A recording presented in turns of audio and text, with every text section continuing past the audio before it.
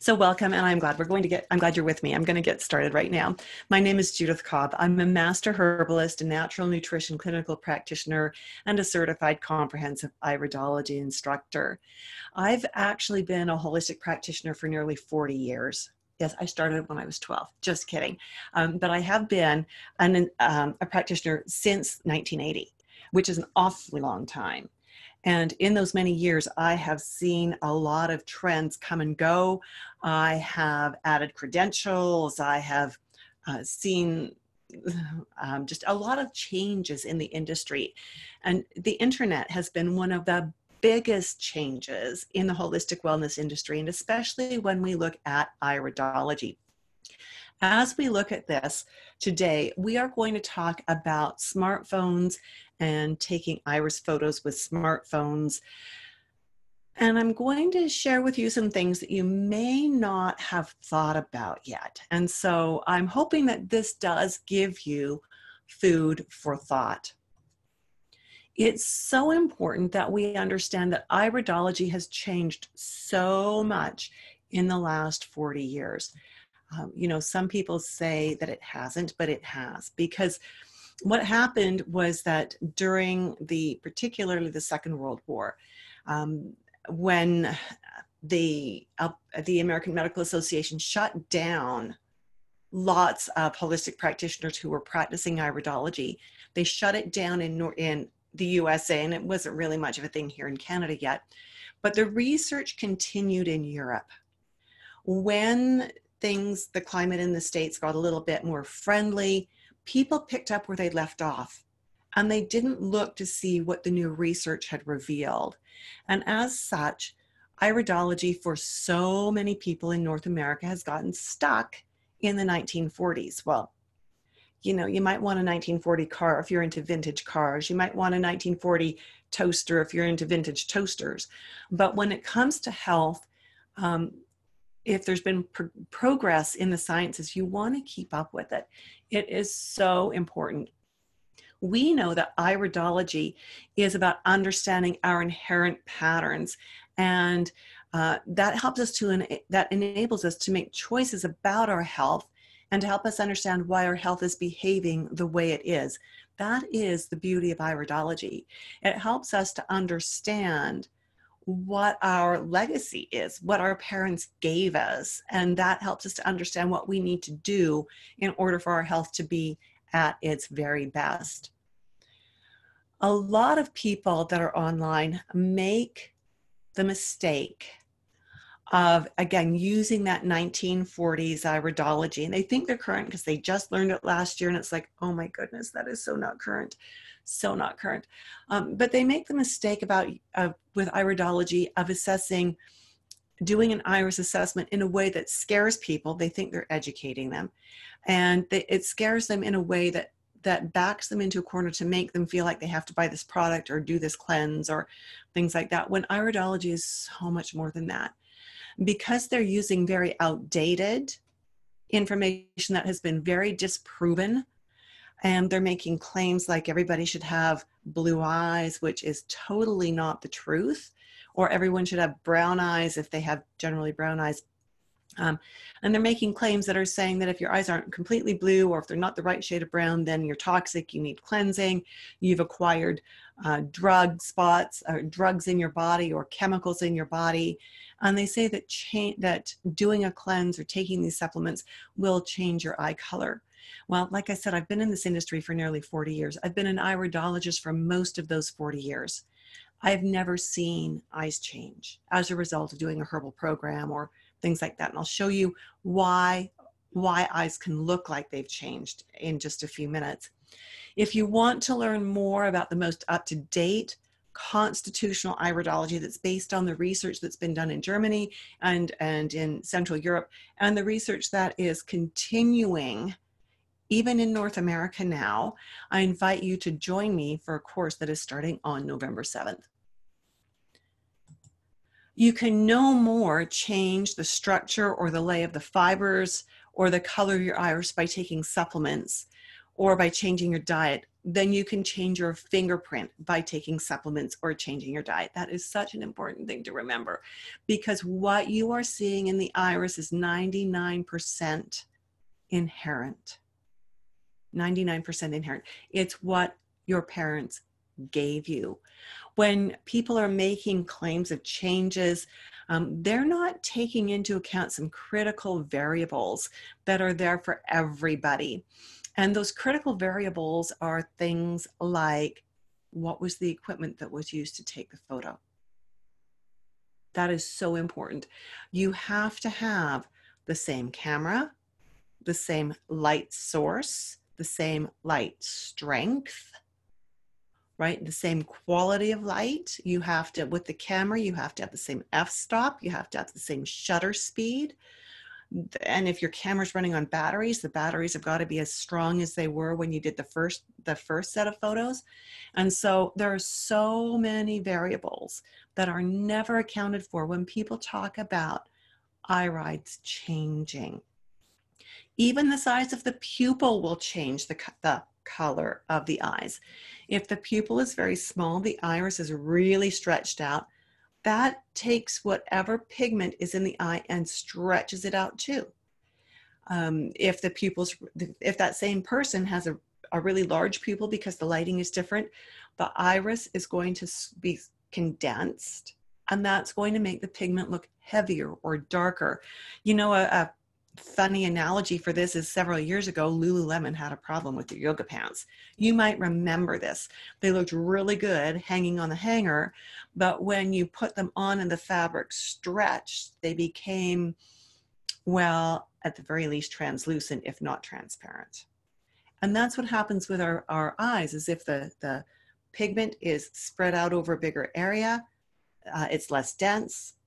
If it's condensed into a smaller area, it is more dense. So that's an important consideration too.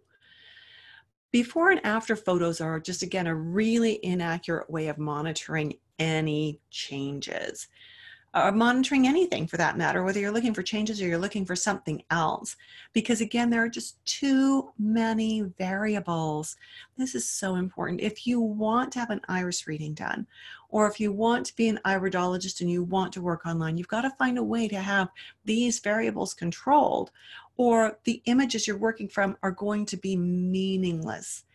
Now, especially with social media nowadays, I got to tell you, smartphones are really not your friend. There's all of these iridologists talking about, you put a macro on, hold the flashlight, do this, do that, the other, and you'll get a great photo. Well, you'll get one great photo, or you get one set of great photos, but can you exactly replicate all of that 6 months or a year later to do your after photos? Probably not. I've played with doing smartphone photos, and I gotta tell you, this is, I don't know, it's a wackadoodle thing to try. So here, I'm gonna flip my camera around because we are going to look at some different photos here. All right, just let me get this lined up really well for you. Lovely, there we go. Okay, 4 photos of the very same eye. 4 photos of the very same eye, taken with different equipment. The image on the top left that you are looking at was taken with a 12 megapixel smartphone. So, you know, you'll see all these things that say, if you're doing it with your smartphone, always do it with the camera, the side of the phone that is not the selfie side. All right, so that means you need to have someone else help you with it. But in order to get close enough to, let me rephrase that. In order to get to a point where you actually have the eye in focus, you've got so much face in the picture that you have almost no eye.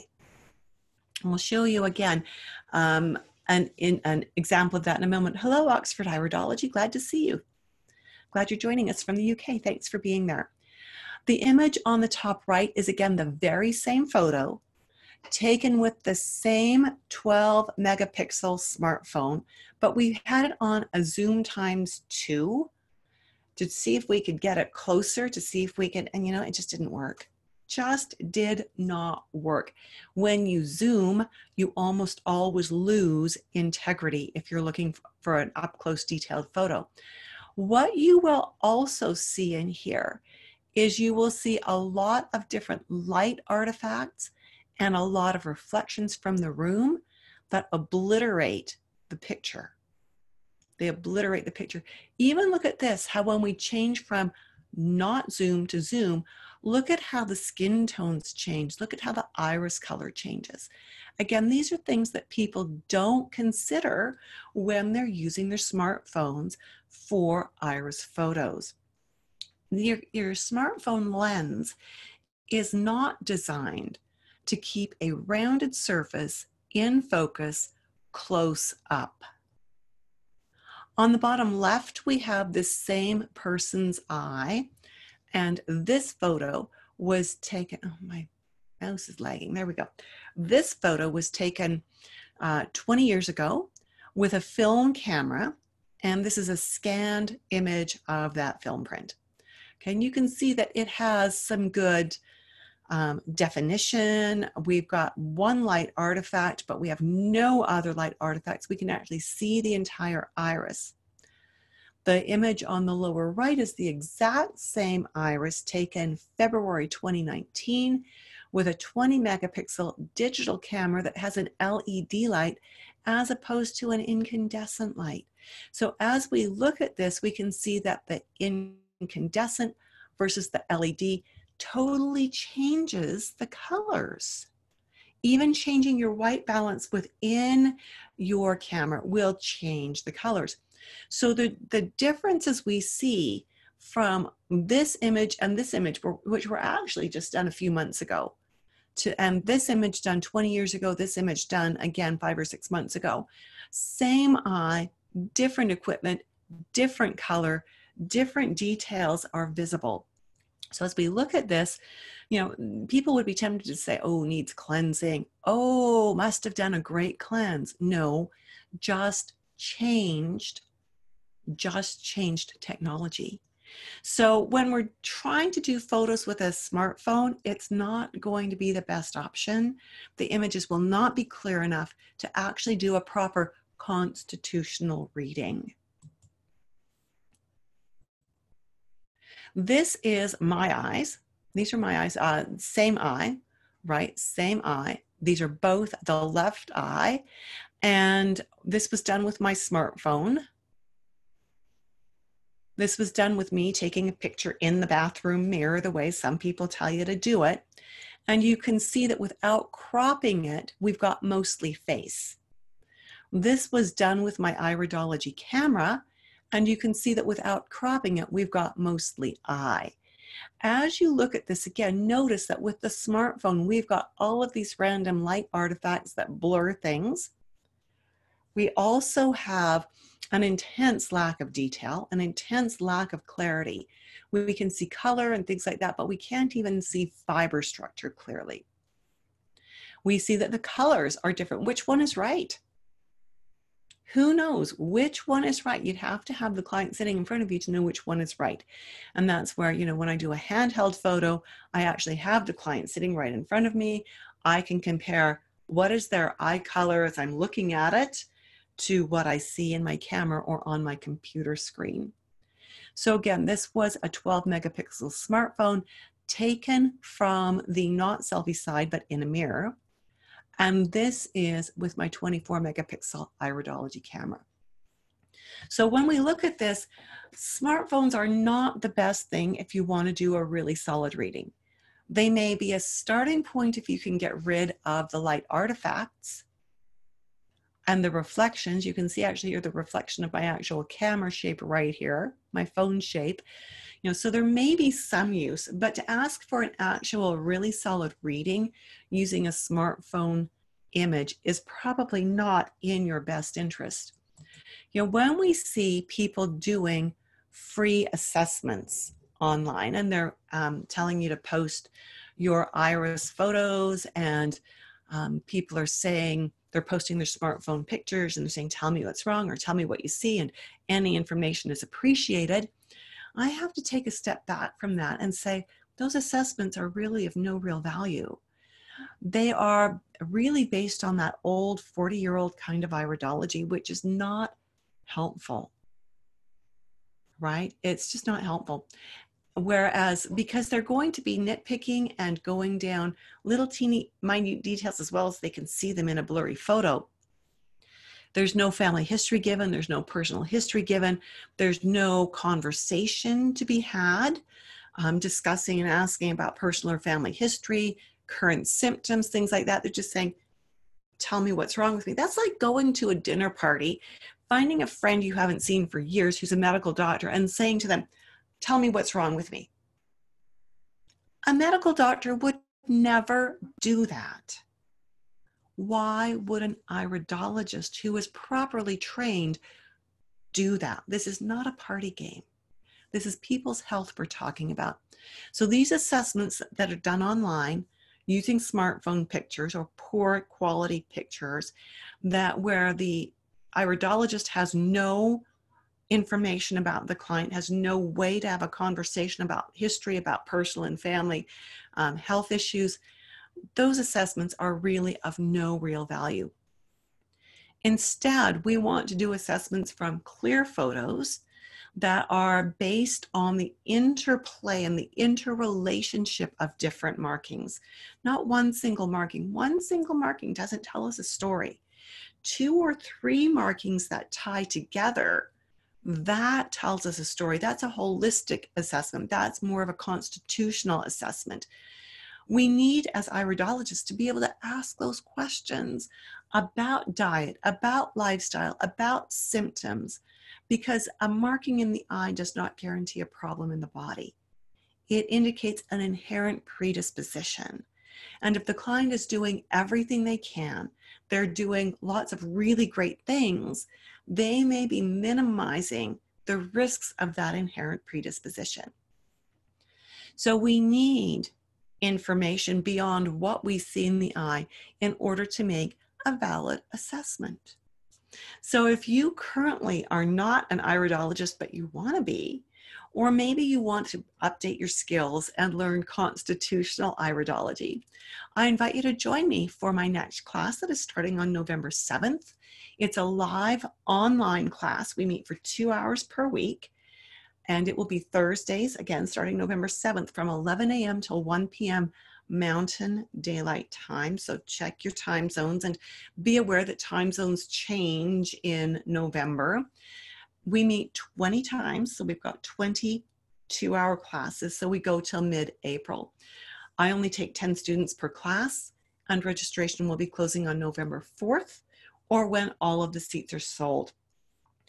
This is a certification preparation class. So if you want to be certified through the International Iridology Practitioners Association, this is a course that contains the curriculum and the mentoring to help you work towards your certification.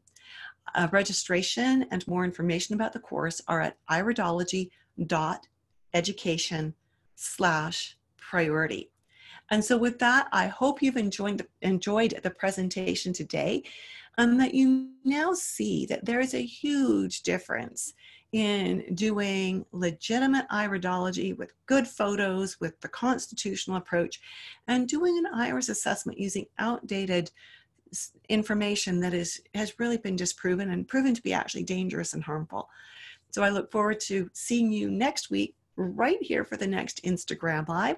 So that would be on Tuesday at 11 a.m. Mountain, and hopefully seeing you in class. Thanks for being there. We'll talk to you soon. Bye for now.